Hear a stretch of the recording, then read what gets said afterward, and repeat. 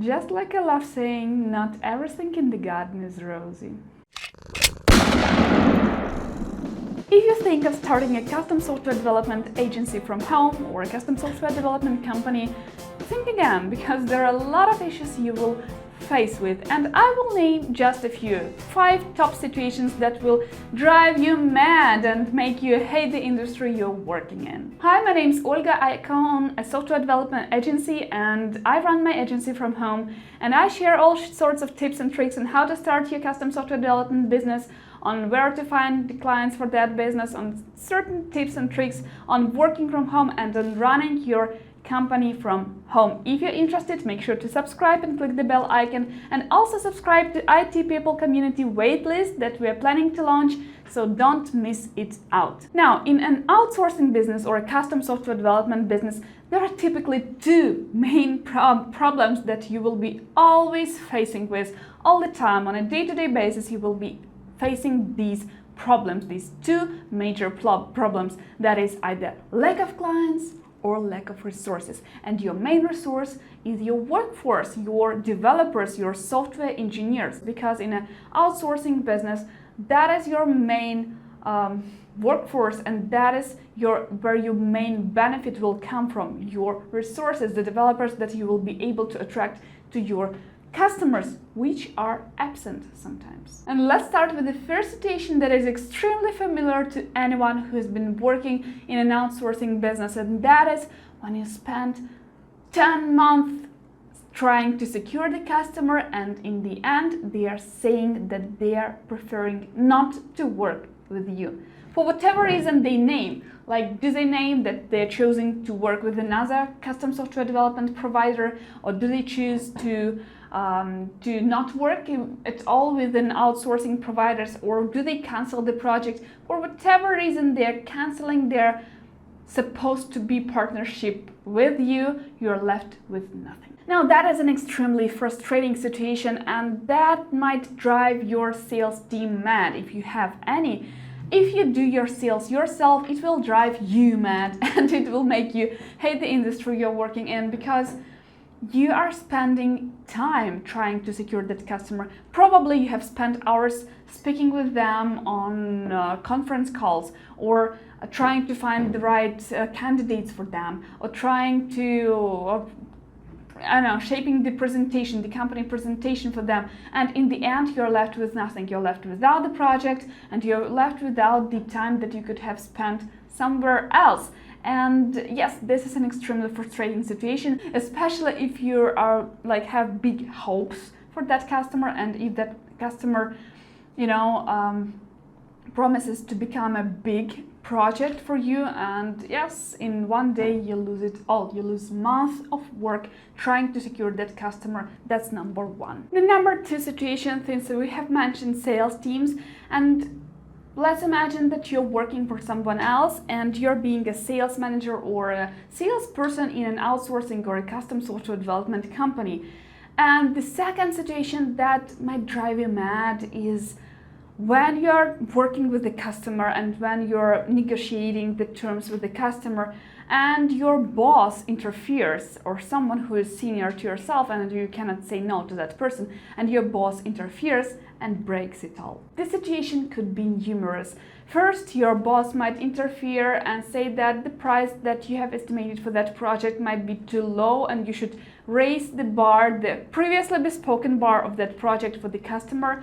Or the boss might want you to ping that customer every single day. Have you pinged the customer? Have you emailed him? Have you messaged him? Or have you sent them a new email? Or have you sent them that presentation or this presentation? Do right now.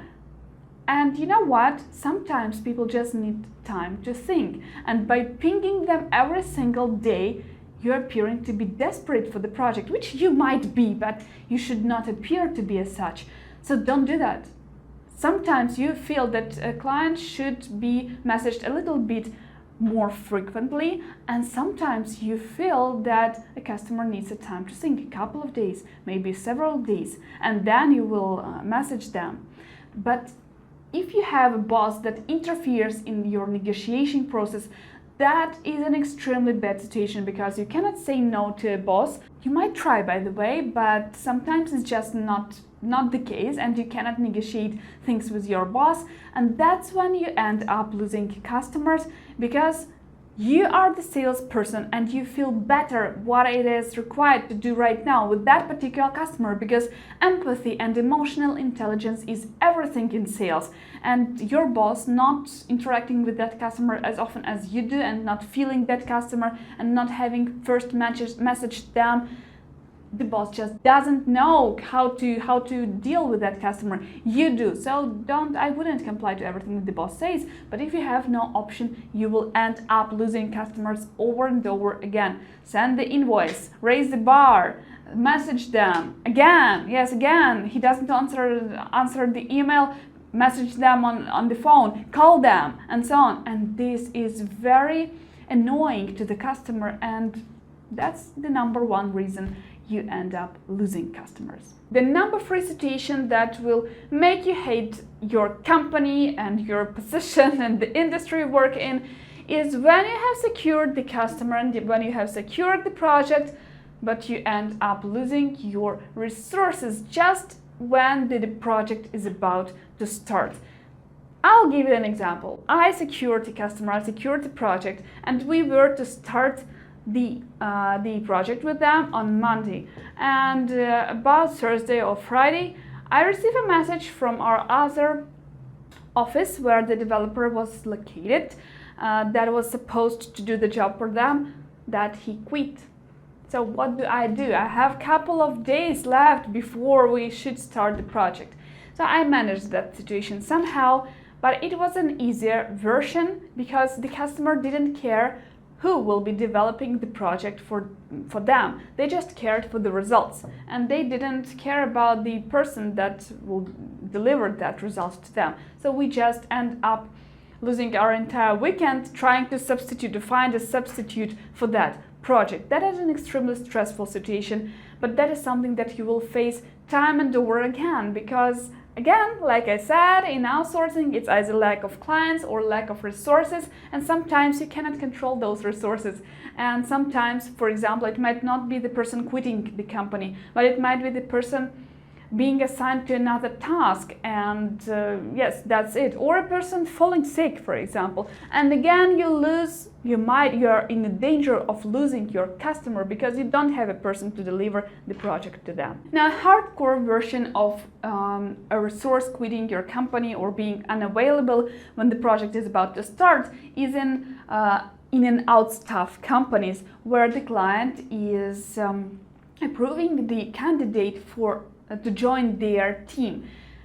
And let's imagine the candidate that has gone through numerous interviews and lengthy interviewing process has finally accepted your job offer and agreed to start working with the customer. The customer is happy to have him or her, and that candidate quits the project before it starts. Now, quitting before the project launch is one of the frequent situations in an outsourcing business, so I strongly advise you not to wait for that situation to happen and to have some backup plan. And by backup plan, I imply having some candidates that can be good substitutes for that candidate. If the customer approved the first candidate that you presented to them, don't stop there and interview other candidates just in such case when that candidate might spoil the things for you and quit before the project launch.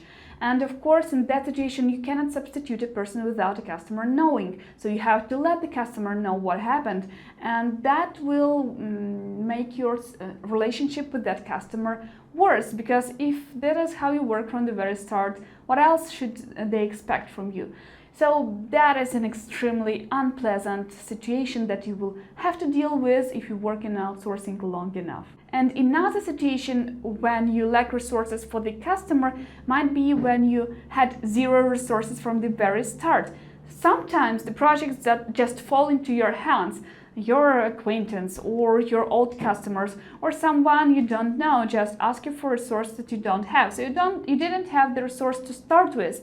But of course you don't want to lose the money, and you start looking for that resource, losing time and money, and the customer is waiting, but they cannot wait too long. If you cannot find the resource for such a long time, they might drop you and just walk away, and again you end up with having lost time and sometimes money if you attract outsourced recruiters to find you the right candidate, or sometimes you have to pay for the recruiting platforms when you hire the candidate or when you interview the candidate. So you have lost time and money, but you have spent too much time trying to find the resource for the customer, so the customer walks away and again you're left with nothing. Now that is the reality of an outsourcing business, of a custom software development business.